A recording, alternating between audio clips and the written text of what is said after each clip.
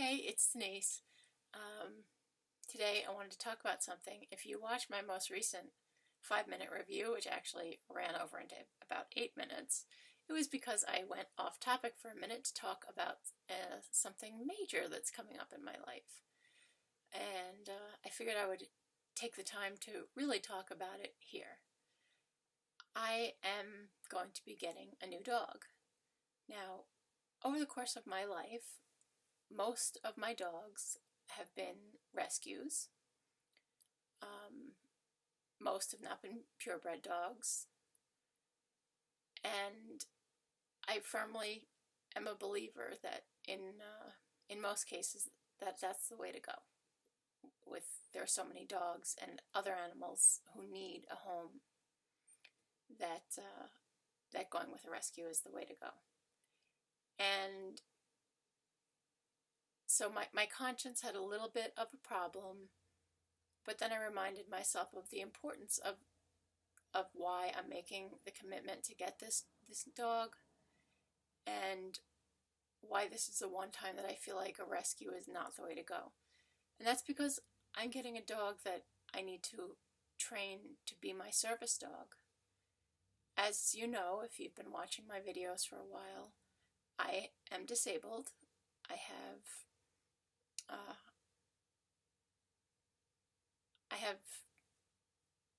balance issues. I have some strength issues, and they're related to a spinal cord injury in my neck.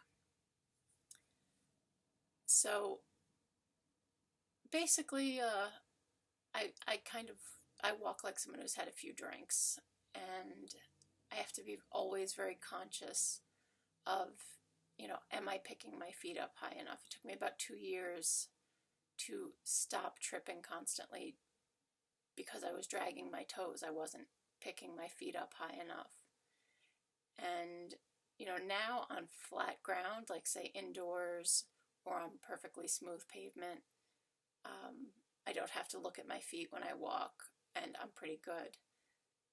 The balance can still, like all of a sudden I'm like somebody on a moving ship, like, I take a step to the left or right, or, that still happens. This stuff is going to happen for the rest of my life. This isn't something that's going to go away. I don't know why it looks like I turned blue. I think I'm kind of back. I don't know. Anyway, forgive my strange coloring. So, I have been wanting a service dog for years. I've wanted my independence. I've wanted that sense of security when I travel alone as a woman with a disability. I have not traveled alone since I became disabled. I've always made sure that there was an able-bodied adult with me. And when I was in a relationship, that was easy. I had someone with me. If we're walking down a hallway or across an open area like a parking lot, I could just sort of, link arms, and, if I started to lean the other way, he kind of was used to it and would just know that, no, I wasn't trying to turn us that way, but that I was losing my balance a little, so he would kind of just anchor me. And if I accidentally leaned into him, he knew to just, again, kind of hold his ground, and that would help me maintain my balance. Well, mobility dogs can learn to do the same thing using a rigid-handled harness, much like a guide dog for a visually impaired person. So instead of just a regular leash, some tasks they will do for you on a regular leash. Like, for example, for me, if I bend down or squat down, I can have difficulty getting up because of the there's what they call signal problem, or signal delay, signal damage in my spinal cord. So not all of the muscle groups get the message, which means even though I have been, it's been many years and I've been up and about and active, but there's still been a lot of muscle wasting in my legs because if the muscle fiber isn't getting the electrical signal to engage, you can't force it to. So even though you're walking up and down the stairs, some of those muscles are still dying off. And even though I've lost 100 pounds since my heaviest weight, because I did put on weight. I was already overweight, but I put on more weight after I became disabled and had to be a lot less active. So I've lost 100 pounds, but still, if I squat down, like say to get, something on a bottom bookshelf or at the store to get something at the bottom shelf, I'm always kind of self-conscious, like, please let me be able to get back up. Because sometimes I need to use my hands on something to either help me pull myself up or something to push on to get myself back up. And again, a mobility dog who's properly trained learns the command, basically, to tense, to get its legs squarely beneath its body, to tense those muscles, that it knows that you're not gonna lean your whole weight, but that you're gonna lean a little bit of weight on the harness, on its back, just to balance yourself so that you can stand up. So you need an appropriate size dog, and it has to be a dog whose joints are excellent, no hip problems, no elbow problems, and of course it also has to be a dog, for any kind of service dog, whether it's mobility or otherwise, you need a dog who's going to successfully be able to handle the really extensive training that a service dog goes through. Now, some people are confused about what constitutes a service dog, because there have been a whole lot of people calling emotional support animals service animals, and there is a big difference both in their training and in their legal standing. A service dog specifically is trained to do tasks that help to mitigate the effect of a person's disability. A service dog is trained not to react to other dogs in public, not to jump on people, not to be distracted. It knows when it's working, it's working. It is not to just act like it's out for a walk. And there have been lots of problems for people who use service dogs where people don't want to allow them access because people with what in the service dog community are referred to as fake service dogs, people who take their pet essentially. And now, I love my pets, don't get me wrong. I love pets and I believe they are a sense of comfort and support. But they don't have the training and they haven't gone through the personality testing and they haven't been tested to see how do they respond if another dog starts misbehaving around them or even just walks close to them. A lot of people take their pet, put some sort of vest on it, pay one of these companies. If you see a company saying they can give you official service dog papers and certification, it's a scam and a ripoff, because there is no official service dog papers. It is not a nationally licensed, certified kind of thing. People use these fake credentials to get their dogs access. And when you take a dog who's not properly trained and it then causes an incident, like it bites someone or behaves badly in some way that's disruptive, now that business is less likely to follow the law, the American with Disabilities Act, which says that a service animal, which in the United States, a service animal can be a dog or a miniature horse. That's it. There are no service bunnies, there are no service, ferrets or pigs or anything else. Can those animals be emotional support animals? Absolutely.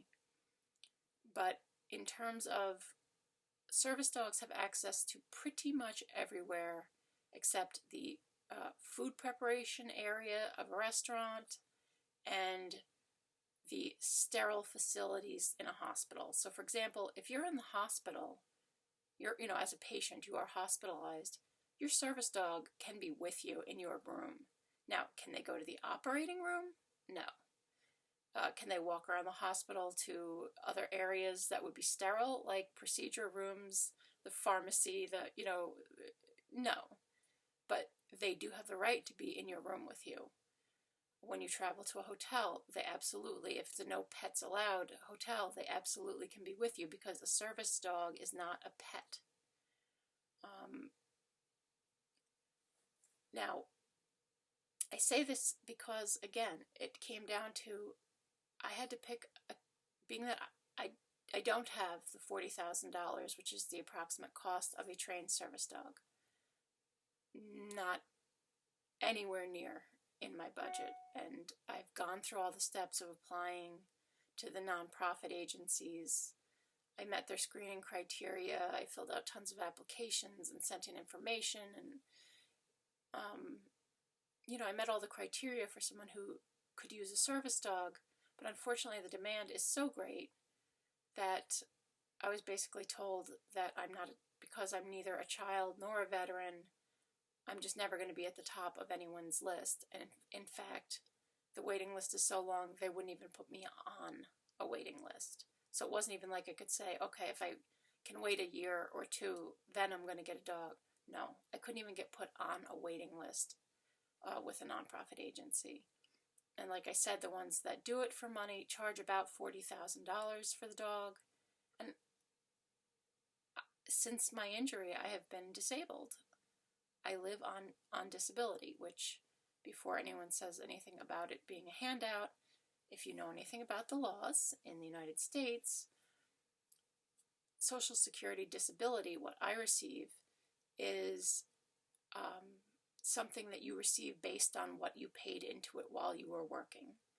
You can see big posters right on the walls when you walk into a Social Security office that tell you Social Security disability is an insurance policy that working people pay into. With every payroll deduction, every paycheck, they take money out towards disability. It's an insurance policy that you pay for. And like most insurance, you pay for it with the hope that you'll never need it. But unfortunately, I was a nurse for 26 years prior to having to stop working. And luckily, during that time, I always worked on the books. I always paid my taxes. I always paid into disability. So yes, I paid into this insurance policy, and I was entitled to collect on it when I had a disabling event occur. So it is not a free handout. If you haven't worked and paid into it, you're not going to be entitled to it. Just want to clarify that because it makes me nuts when people think that it's the same as welfare. Back to the dog. So I'm going to be training my own dog, which is difficult. I live in a very rural area. I tried to research service dog trainers. There are not anywhere near me. There's basic obedience training schools, but none of them specialize in training service dogs. So I really did my research, and it seemed the best way to go was to find a puppy who would be the best candidate, because going back to why I would not go with a rescue for this, you really can't have a dog who has any emotional baggage or who has any issues in terms of past experiences of abuse or trauma, because while they may make fine pets, and I've had dogs who came from abusive situations who made wonderful pets, but they would not have stood up to the rigorous training that a service dog has to, without flinching, without blinking, and keep its cool and know what to do and not misbehave. So you really need a dog that from day one has been in an emotionally stable environment, raised by professionals. Excuse me, I'm going to take a sip because I'm losing my throat. Losing my voice a little bit. I was cleaning out a storage area where, let's just say the dust bunnies were multiplying, so it might be a little bit of an allergic thing. So I made the decision to go with purchasing a dog from a reputable breeder. I would never buy a dog from a pet shop. You never should. They primarily get their pets from puppy mills, where the dogs, the parent dogs are just kept chained in cages. They are not treated with love. They're not treated with kindness. Their health is not a priority. And they are just bred and bred and bred, basically, until it kills them. And most of them never know kindness in their lives. So please don't ever buy a puppy, or cat for that matter, from a pet store. And I applaud pet stores that do adoption events. I think that's wonderful.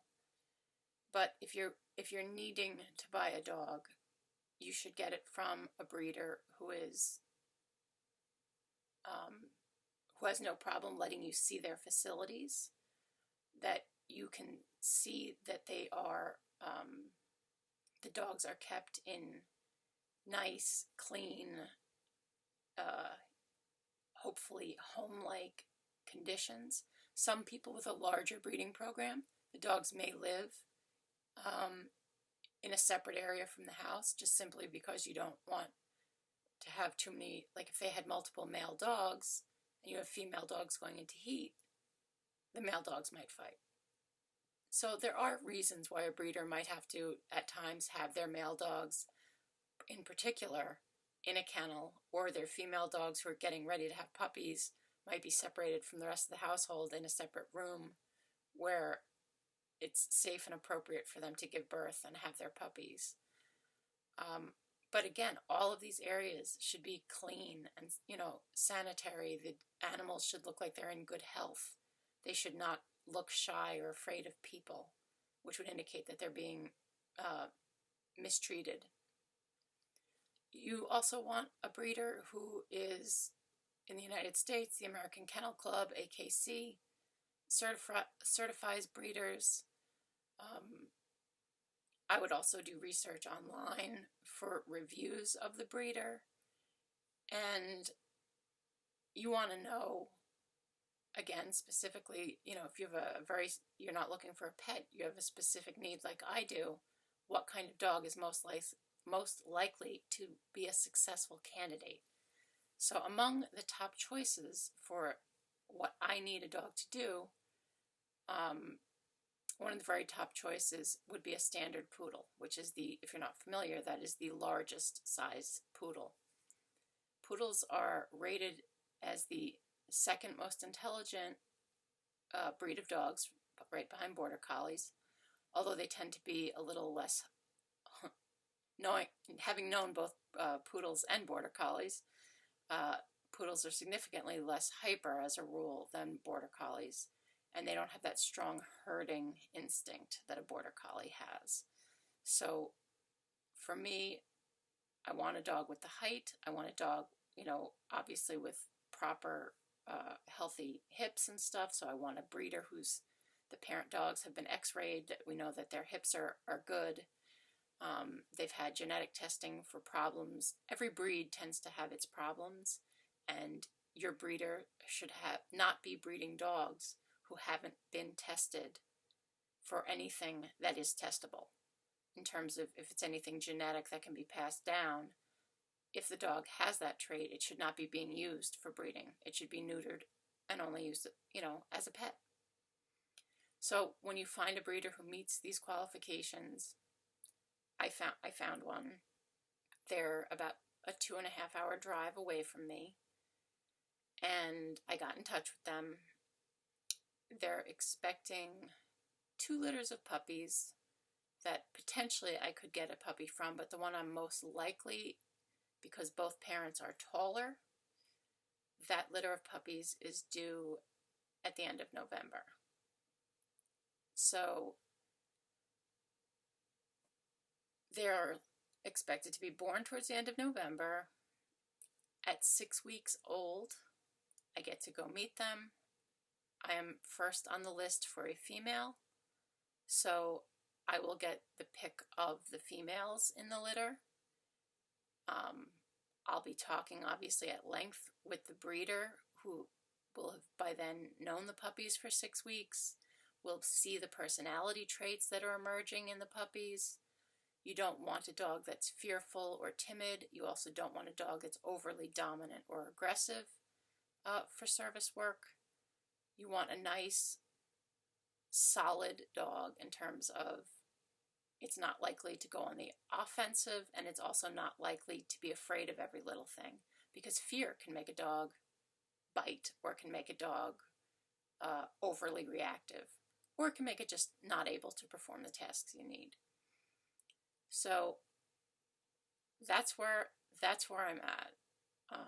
I put down my deposit on my puppy, and like I said, I'm like, I had gotten so discouraged because I really had wanted to get a trained service dog. But once I accepted the fact that that just was not a reality, it was like, okay, Denise, you need to make plan B. And like I told you, for me, plan B is going to be training the dog myself. I've read books on the subject already. I've watched hours and hours and hours of videos with various trainers. I've found 2 whose techniques I really like. That I've just been watching, tons of them to just start having ideas in my head of where I want to start from day one. And I've read one full book specifically about training your own service dog. I'm sure I'll read more books by the time it's, time to get my dog. And like I said, at 6 weeks, I get to go and see them and choose my dog. I get, as I said, I'm first on the list, so I get first choice of however many female puppies they are. I have first choice of the female puppies. And then at 9 weeks, I get to take my puppy home. So probably be like the end of February before I will have my puppy home. I'm filming this in mid-October, so we're talking sometime in the future. But it's going to take me a while because basically the storage room that I'm cleaning out is my guest room I'm not going to have a guest room anymore. I'm going to have my puppy play / training room, because I'm going to be getting a puppy in the winter living in the Adirondacks, where we are butt deep in snow all winter. And I don't want that to delay the dog's socialization and training and bonding with me. We need to have a place that we can get on the floor and play, and play and training are very much connected, because training should be fun. If you want your dog engaged, training needs to be fun and positive and something they look forward to doing. So my storage room is having to get everything that was in my guest room moved into it. So I'm basically going through my storage room like hardcore declutter. If I haven't used it, if I don't need it, if it's something that I can get by without, it's getting thrown away, donated, recycled, whatever the appropriate way to get rid of it is, so that I can make room for the things from my guest room to get moved into there. It's going to be a tight fit. Basically, like mattress stored up against the wall. That room is going to be quite the compacted storage area, but it's going to free up the room directly across the hall from my bedroom to become my dog's training / play area. So I also will be having to, for the beginning period, for her very young period of time, her crate and the little enclosed area around her crate will be in my room. So I'm going to have to rearrange the furniture in here and clear some stuff out of here as well to make room for that. Just so that during the night, part of, when you take a puppy home, it's been with its mom and its siblings, and all of a sudden you're taking it away from the people and dogs it's used to being with. You should never punish it for being nervous or anxious. So one of the best ways to help it through that adjustment is to have the crate next to your bed, so that you can just, if nothing else, just reach your fingers down and let it sniff your fingers at night if it starts to be anxious because it thinks it's alone. There are people who believe in being, strict with a puppy as if it's misbehaving on purpose. I don't believe that. A lot of your top trainers don't believe that. It's not all about asserting dominance like some trainers believe. It's about establishing trust. Above everything else, this dog needs to trust me. It needs to know I would never hurt it, that I would never ask it to do anything that would hurt it, so that we can establish that bond and so that our training will be built on trust. And so for that reason, I am investing in an expensive, purebred dog from a reputable breeder. And again, goes against the rescue dog person in me, but because of what I will need from this dog, I don't think it's fair to set a dog up for failure. And taking a dog whose background I don't know, whose health history of its parents I don't know, and expecting it to be able to succeed as a service dog would kind of be setting it up for failure. And I don't have a big enough place that I could then keep that dog and then go ahead and get yet another dog as a service dog. So I'm really, really needing this to work. And I know there's no guarantee. I could get this dog, and for some reason, maybe it'll be able to help me with skills in the house, but maybe it won't be good enough for public access. I will not be one of those irresponsible people who puts a vest on it and some fake credentials and endangers other people and other dogs by saying that I have a fully trained service dog if I don't. Unless it has passed various tests and shown that it can behave. And that takes about 1.5 years to 2 years for that training before you should really be, you want the dog out and socializing and seeing all the craziness the world has to offer as part of its training, but it's still in training at that point. You're not presenting it as a working service dog. So it's going to be a long road. I still have quite a while before I get this puppy who hasn't even been born yet. And then there's going to be a lot of training, but I figured I would just let you know that while I'm apprehensive, because like I said, my first choice would have been to get a fully trained service dog already, a dog that's already trained, and that I just needed to spend some time learning how to work with it. Instead, when you realize that plan A just isn't going to work, you can either give up or you can go with plan B. And I want that sense of I can travel. My youngest son started college. He's in his first semester of college. Now, granted, college is happening from his bedroom via Zoom. But my point is, he's 18. And there are going to be times when he's not going to be home. And I need to be an independent adult. I certainly don't want to stop my son from having his own life or feeling like he has to worry about being home to take care of me or worry about me. Because I do fall. It happens. And don't always land gracefully, depending on, if I just lose my balance it kind of happens with no warning. And, I've landed over, the back of a wooden chair, and, the next day I'm covered in bruises. Having a dog in the house who can help me get back up, or who could have reached for the thing I needed in the first place so that maybe I wasn't leaning down to get something low on the floor, will be great. And again, for traveling, just knowing I have that backup of a dog who knows how to help me with things that will help reduce the likelihood of me falling, or basically of me feeling like I'm vulnerable. I hate it. I hate that feeling of being vulnerable that I have had ever since my spinal cord injury. So if you've listened for this whole, it's been like a half hour. I appreciate it. This is something that is personally very important to me. And I go into it with both great excitement and also a good case of the nerves, because I really, really want it to go well. And there is a lot of expense. This is going to impact my budget. But I feel like, you know, you have to have a quality of life that is worth living. And feeling trapped in your house,